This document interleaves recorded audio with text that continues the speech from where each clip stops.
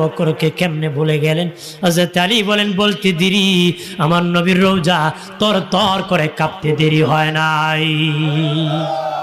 রওজার ভিতর দিয়ে আদেশ, আলী রে আলী, আমার বন্ধু আবু বকর আমার পাশে শুইবি, অনুমতির দরকার নাই, শুয়ে দাও। দুই বন্ধু একই চাদরের নিচে কিয়ামত পর্যন্ত কাটাবো।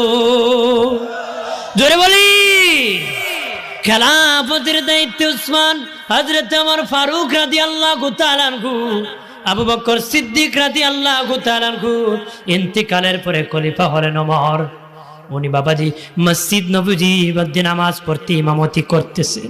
মুনাফিক মুসল্লিরা হযরত ওমর ইবনুল খাত্তাবের উপর অতর্কিত আঘাত শুরু করলো নামাজের মধ্যে। কত বড় মুনাফিক! হযরত ওমরের পিছনে নামাজ পড়তেছে, পরে আবার আঘাত করতেছে। অতর্কিত আঘাত। হযরত ওমর ইবনুল খাত্তাব রাদিয়াল্লাহু তাআলা আনহুর দেহে যখন আঘাত করতেছে, রক্ত গড়ায় গড়ায় যেতেছে।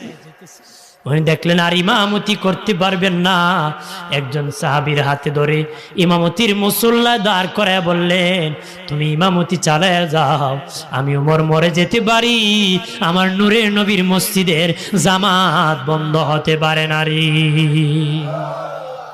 আমি ওমর শহীদ হয়ে যেতে পারি, আমার নবীজির মসজিদ নববীর জামাত বন্ধ হতে পারে না।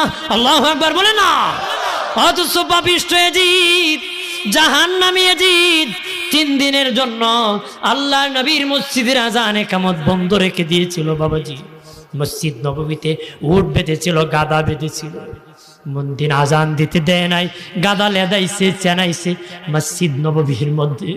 কত বড় জালিম! একজন অন্ধ সাহাবী বলে, আমি জানতাম না